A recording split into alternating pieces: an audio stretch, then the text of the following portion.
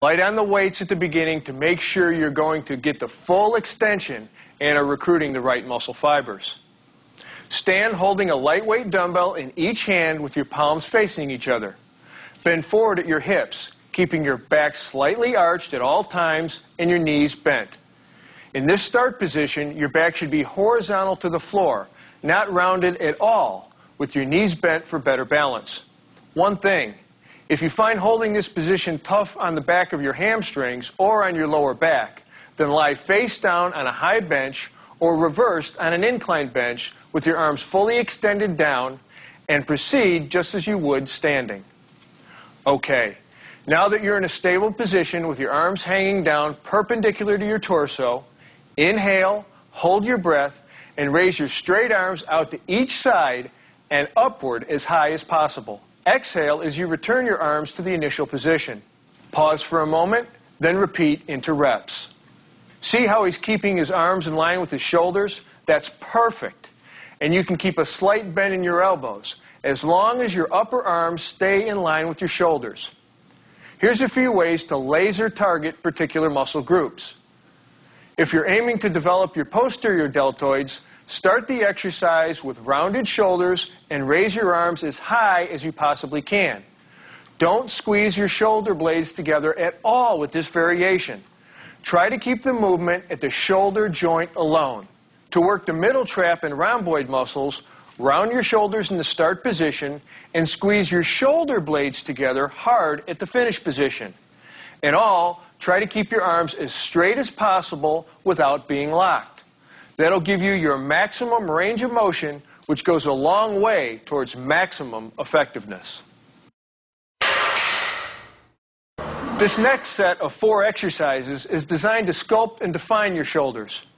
We're going to begin with the seated Smith machine press, pyramiding up the weight for 4 sets of 12, 12, 10, then 8 reps. Second, we'll demonstrate the Arnold press, developed by and named for you-know-who. For the Arnold press, we'll start heavy for the first 2 of 3 sets, 8 to 10 reps on the first 2 sets, and 12 reps on the third, lighter set. Then we'll move on to the overhead dumbbell lateral raise, 3 sets of 10, 10, then 12, going lighter again on the third set.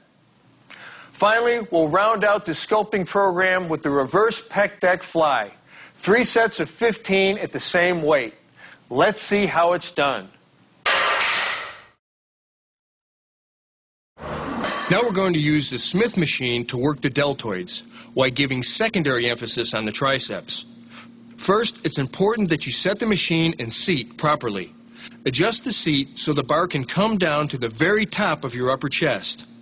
Many people make the mistake of bringing the bar down too far in front of them, but I think of it this way. The bar should almost graze your nose on its ascent and descent. Take an overhand grip on the bar, hands 4 to 6 inches wider than your shoulders. Unrack and lower the bar to the starting position. Now, while inhaling and holding the breath, use your shoulders to push the bar straight upward to arm's length, being careful not to lock your elbows. Pause at the top for a moment, then lower the bar back to the starting position and repeat with proper form. Just a note for those of you who really like to pile on the weights. While Smith machines are designed to be self-spotting, a spotter is still a good idea for particular exercises like heavy presses or squats. Because you're probably not going to worry about balancing the weight, you might be tempted to push yourself to the limit. So having a spotter can be a handy and wise movement, allowing you to use the Weider forced reps principle and to stay safe. The Arnold press works several muscle groups throughout the shoulder and upper back. Because this unique exercise involves an unusual twisting action, I recommend you start with relatively light weights as you learn and feel the rhythm of the movement. As with the other presses, don't lean backwards, try to maintain an erect torso position throughout, and keep your vision focused forwards. And above all, move with smooth, controlled motions. No jerking or swinging or arching. To begin the Arnold press, sit on your exercise bench with the back support and bend your knees so your feet are flat on the floor. With your arms bent and your elbows in line or slightly in front of your body, hold a dumbbell in each hand at about shoulder height. Turn your palms to face your body.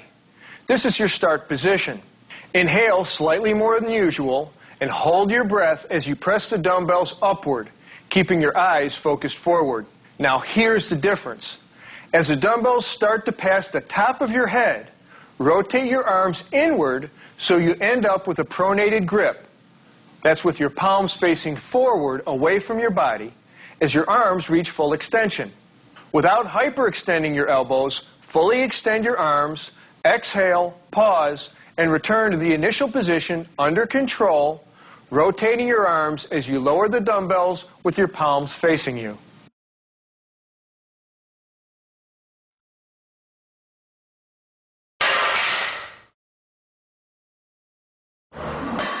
Nothing creates that wide, capped look of your shoulders like the overhead lateral raise. You can do it with free weights like we're going to demonstrate here, or with cables, though you don't get the full squeeze of the contraction that you do with dumbbells on the upward extension. Let's walk through this one. Stand straight with your feet shoulder-width apart. With your arms alongside your body, hold a dumbbell in each hand with a neutral grip. That's palms facing in. Inhale and hold your breath, giving your torso strength and stability. Then raise your arms out to the sides until you reach a completely overhead position. See how she keeps her elbows slightly bent, and see how nearly full extension brings the shoulders up into full contraction? You don't want to stop at shoulder level. You want that continuous tension and a full range of motion. Keeping the same erect posture throughout, no swaying or leaning, exhale as you return your arms to the initial position under control. Pause only briefly and continue into your reps. This is important. A lot of bodybuilders make the mistake, in my opinion, of packing on too much weight and lifting their arms only to shoulder level. Why limit your range of motion and stress the shoulder joint? If you want to get a greater contraction of the deltoid and other muscles in the shoulder region, back off the weights just a